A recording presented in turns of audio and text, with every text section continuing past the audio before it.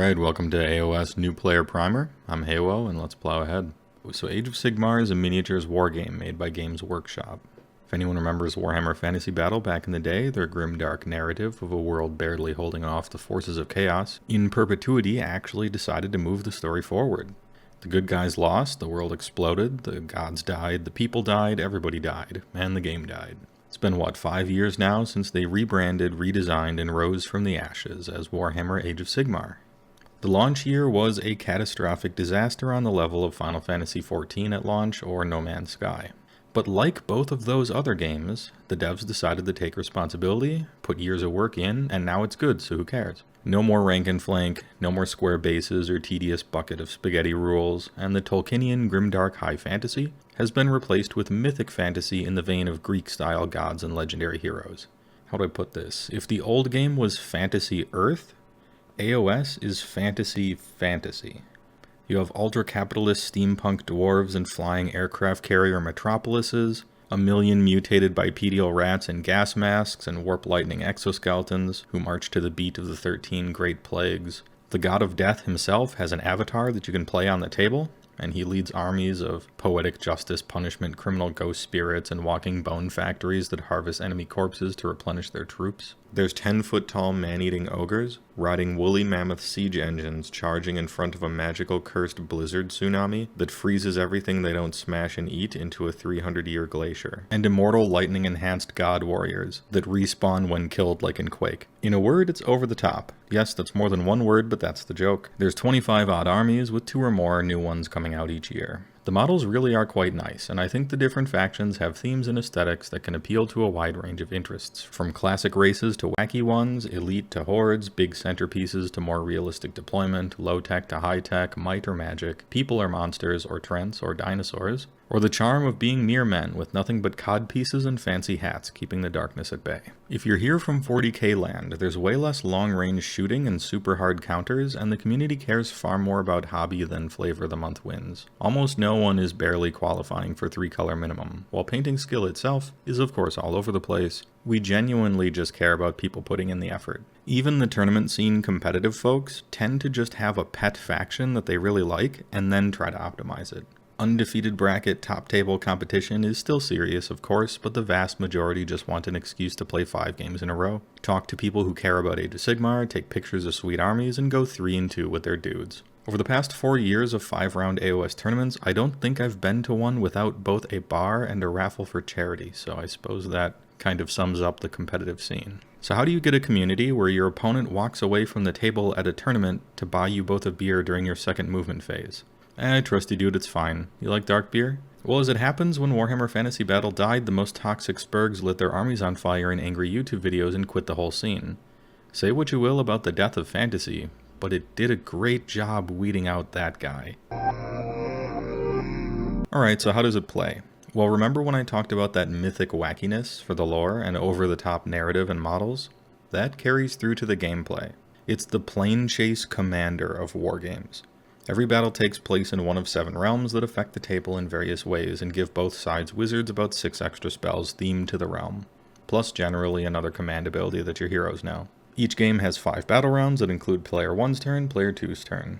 Who takes the first turn of the game is reasonably controllable depending on how you build your list, so there's some play there. Who takes the first turn each battle round after that is determined by a roll-off. So yes, turn sequence is Stitch in Time, the card. Sounds preposterously overpowered at first blush, and it is, but there is some control over it, and you can build lists to exploit or soften its potential effects. You should see what some of these armies can do. Sometimes it's the nail in the coffin of a one-sided match, and sometimes it's your 3-pointer at the buzzer that turns a loss into a victory. And sometimes you laugh like the Blob from X-Men getting punched for 2 turns in a row and then smother them anyway. It's up to you how you like to play. Also, it's very much an objective game. Tabling your opponent gets you nothing but a pat on the back if you're down on points in the end. The game seems simple and nutty at first, but the strategies to competitive play have surprising depth considering the crazy soup everyone is swimming in. And Stitch in Turns diminishes the foregone conclusion negative play experience that can often make you go I go not really worth playing out when everyone knows what's going to happen anyway, after an early setback. As for balance, everyone is basically overpowered in some way, often in many ways, and that's the fun. Hey, here's an objective game, and this 2k army summons 300 points of units on turn 1 for free, then teleports. I'm describing a middling tier army right now, but it's one double turn away from beating an S tier faction on points. You'll be fine. I mean, you'll lose a lot, your stuff will die a lot, you'll win after taking 2 turns in a row, you'll lose after taking 2 turns in a row. It's fine. Like Commander, become okay with your stuff dying, because AOS is a very deadly game. Learn to let go.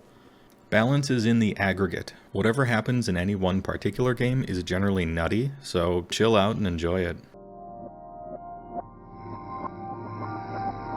Let's talk game concepts. There are 4 grand alliances separated by philosophies and gods, and they are Order, Chaos, Death, and Destruction.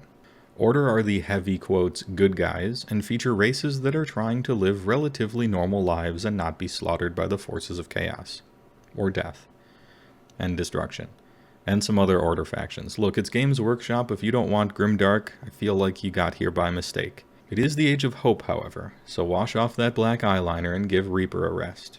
Order builds huge cities, fights against evil chaos gods, and are relatively friendly with each other. Ish. Preposterously outnumbered, but they're slowly winning now thanks to Stormcast and the great cities. Chaos are the servants of the evil gods Khorne, Tzeentch, Nurgle, Slaanesh, and the Great Horned Rat. They seek to dominate the world for whichever god grants them their powers, or for all of them in the case of Archaon, the Grand Marshal of the Apocalypse, because it's one thing to completely win and destroy the whole world, but now he's got to defend his title. Death is Nagash, the supreme necromancer and god of death in all 8 realms. His armies, allies, and creations comprise the entire Grand Alliance. He's tough but fair, and he takes care of his own. Can't worship chaos if you're undead with no free will, so why doesn't Sigmar concede his silly Pyrrhic battles that only delay the inevitable? Chaos would have no power, and everyone would be so much better off if everyone would just die already. Destruction worship Gorka Morka in varying degrees of seriousness, but generally just want to cruise around stomping nerds because they can. Might makes right after all. Oh, Sigmar's trying to save the world from chaos? Who wants that? Dude, when chaos was everywhere, it was hella tight. You got a free fight every day, and they came to you. While you can build armies that are just souped up with anything from a particular Grand Alliance, this is generally no longer a very serious option because everyone has rules now. A faction is what we call an army and requires that all your units share the keyword of the faction you picked, with some leeway for allies or mercenaries. Don't be too concerned about every faction needing the same overpowered ally, or mercenary net list, or nonsensical soup of a whole bunch of different factions working together for some reason that you have to try to explain even though the real reason you did it was just to be powerful. It's almost never worth doing, and almost every army just plays with its own guys. So you're interested in Age of Sigmar, but you don't know much about the game yet, and are wondering which faction is for you. Hey, that's a pretty good idea for a YouTube series. We'll get to that, but first let's lay some groundwork about things you should keep in mind when it comes to list building. Killing is fun, but objectives win games. Most battle plans require you to have more models within 6 inches of an objective than your opponent does, at the end of your turn to score it. This is the default method of capturing unless the battle plan specifically says otherwise. This means that Horde is generally better than Elite from first principles in the majority of games. Some battle plans require a hero or battle line unit in any size within 3 inches of a point after a move, not a teleport or deep strike by the way, while there are no enemies within 3.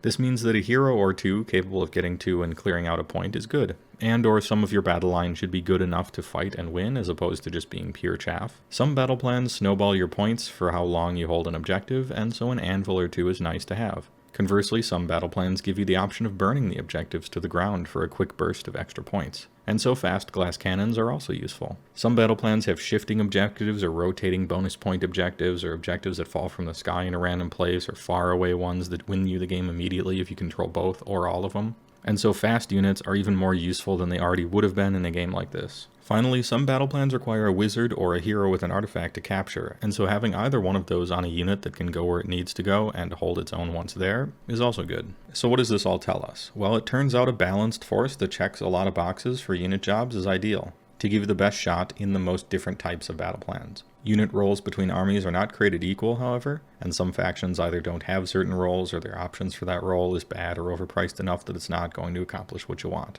If that's the case, focus on your strengths, get your drops down, and play a tempo game. I'll put a note about army compositional balance in each faction section, as some people like Neapolitan diversity on the table, and a specialist for every job, like in Skaven or Cities of Sigmar, and other factions just don't have the depth of quality diversity, but it's okay if you just love their few star players, like for Maw Tribes or Ideneth Deepkin. Because they're so good, you can often just win anyway, even though it is a downside.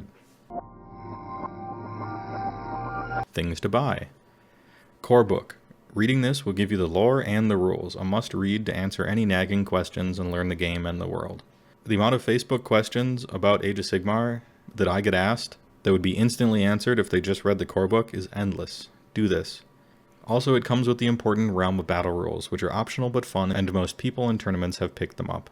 Malign Sorcery, a narrative-focused supplement featuring, like Realm of Battle, technically optional rules that were universally adopted for bonus realm magic and artifacts. Your army's battle tome, but that's kind of a given. The online FAQ is found here. Follow this link. Be sure to check your factions, as well as Core Book, General's Handbook, and Malign Sorcery sections. It would be a tragedy if you bought and painted something under a misunderstanding of how something works, or how it used to work. You might ask why this is in the Things to Buy section when it's free online, but it's so important that people know this thing exists, I'm putting it here. Again, trying to get ahead of a lot of questions here. Finally, pick up the General's Handbook current year. While this is the most optional of the books to buy, since you can get the points and junk from War Scroll Builder found here, follow this link. Which is a great resource for making tons of fun lists in your free time, by the way. You will want this for all the battle plans and specific clarity on matched play, army composition, and terrain rules. Generally gets updated every summer, so if you're close to that, maybe chill until the current year version releases. So in the next series of 20 plus videos, I'll be going over faction focuses for every faction in Age of Sigmar, to help you decide on which army to play. Thanks for watching.